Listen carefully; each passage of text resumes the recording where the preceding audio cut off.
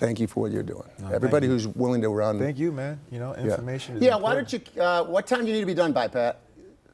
40? Okay, so make sure I don't go past that. Okay? Yep. Okay. All set? Okay. All set. Okay. Well, joining us now, Lieutenant Governor Antonio Delgado. Thanks for being here. Thanks for having me. You've been in the news a little bit lately. A little bit, yes. You're making a choice not to run again for Lieutenant Governor. Correct. What's the essence of that feeling that you have that says now is the time to make that call? For me, it was about making sure that I could be the voice for the people in a way that felt most authentic and genuine for me.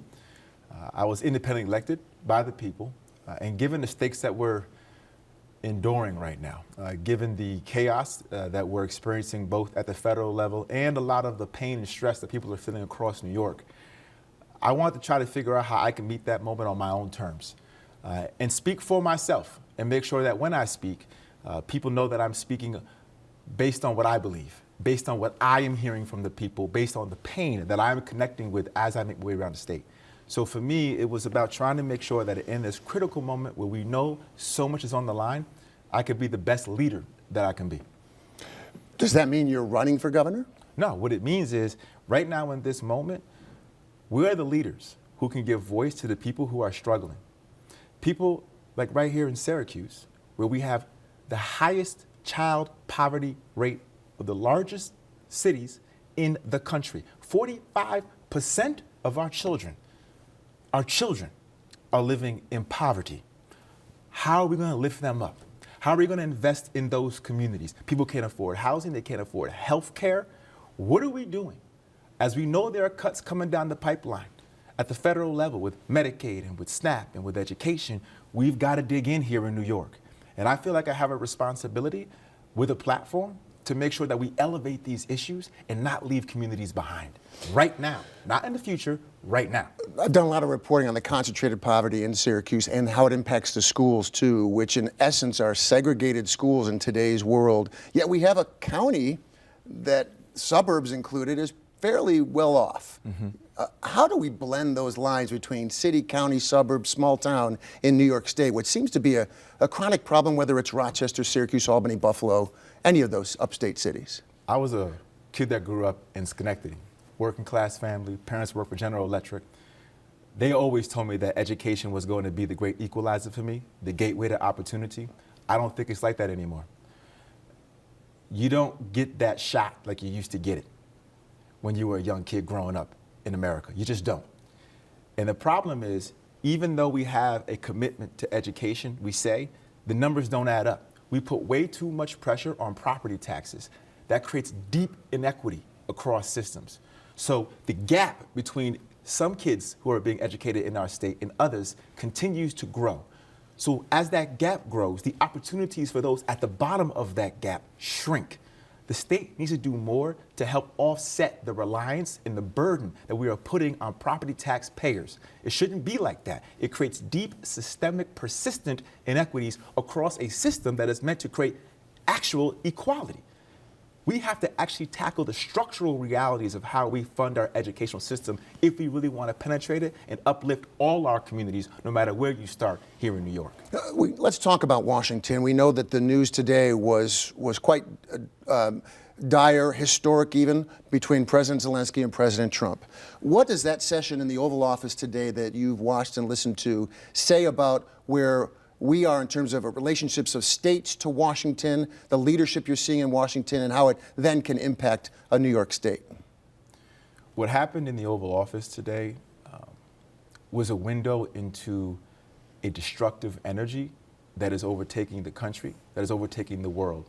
It is a reversion back to might makes right. If you're strong, if you're powerful, irrespective of morality, irrespective of sovereignty, irrespective of our shared human dignity, doesn't matter. If you have the wealth, if you have the power, and you have the will to conquer, you can. The fact is, Ukraine was invaded by a bloodthirsty autocrat. He came in there, they kidnapped thousands of children, they bombed maternity wards, they killed tens of thousands of people, and to sit there and watch our president and vice president talk to Zelensky like he was the perpetrator, like he was the one that wasn't the victim, is a slap in the face to who we are as Americans and what we've tried to stand for since the end of World War II and remaking the world order. So this is deeper than just the international stage. It gets right to the heart of who we fundamentally are as Americans and whether or not we as Americans are going to step up and remember that might does not make right. Power and money and wealth does not make right. Your heart, truth, honesty, decency, that makes right. And it affects how we talk about government too, at the state and local level. When you don't have moral leaders across every level of government, people get left behind. People who are hurting get left behind. People lose their economic freedom because they're getting squeezed by everybody, particularly concentrated wealth and corporations that come down on people with a profit-centered motivation. This is the culture that we're in. We can't separate power from money and might and all of it coming to a head at a moment where so many people feel like, where am I in this equation? Where do I fit in all of this? And the energy that we're experiencing right now is unleashed. And we don't have time to just think about it from the standpoint of what's legally permissible, because they don't care right now about the rule of law. Can't wait for the courts, in other words. Exactly. We have to go back to a mindset like my ancestors went back to during the civil rights movement, where civil disobedience was warranted, where you had to think about, how do I make it more difficult? How do I put my body on the line? How do I put my very essence of who I am in front of the people in a way that makes you vulnerable so people understand how much you care about this moment? Somebody said to me, if you were walking down the street with your child and somebody came up and snatched your child away from you while you were walking down the street with your child, would you stop and say, hey, that's illegal, you're kidnapping my child? You'd stop That's them. illegal. You'd physically you would run them step down, in, yeah. and you would snatch your child back. Are we going to snatch our democracy back?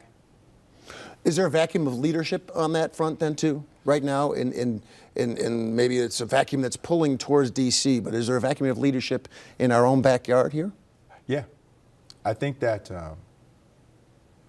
I don't want to say our own backyard, because I think it's a vacuum of leadership writ large. And to be fair, we've been caught on our heels. And part of it is, and this is something that folks don't want to say, I don't like to say, particularly in my party, we didn't have to be in this position. How so? I said Biden should step aside. A lot of folks didn't want to say that, for reasons, in my opinion, that have nothing to do with the people.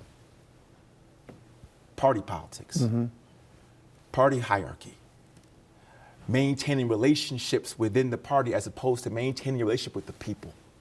Not listening to what the people were saying. Thank you. Yeah.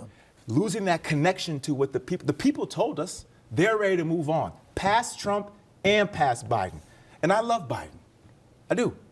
But the people were saying, and I heard them, we got to move past them. We need the next generation to step up. We need to feel like we're going somewhere. What's the future look like? What are we heading to? Let's stop looking backwards. The people wanted that. Where was the answer? And so as that happens, people feel like they're not being listened to. They're not being heard. They're not being accounted for. So, it's kind of hard now, if you let the ball drop in the first instance, to come back around and say, let me save you now. You walked us into the fire. So, yeah, I feel a personal responsibility in this moment, because if we can't speak truth to power now, then when the hell are we going to be able to do it? If we can't figure out how to articulate a way out of this now and hold truth to our values and our principles, when is it going to change? The world is changing right beneath our feet, right in front of our eyes, in a dramatic fashion. So we have to name it for what it is. It's not going to be easy either. And there is no cure-all or panacea. It's not going to all of a sudden go away because we're speaking truth to power. No. But that is a necessary component. That is how the process begins, holding ourselves accountable, holding ourselves collectively and individually accountable. Lieutenant Governor Anthony Delgado, my pleasure. Thank you, sir. Appreciate you.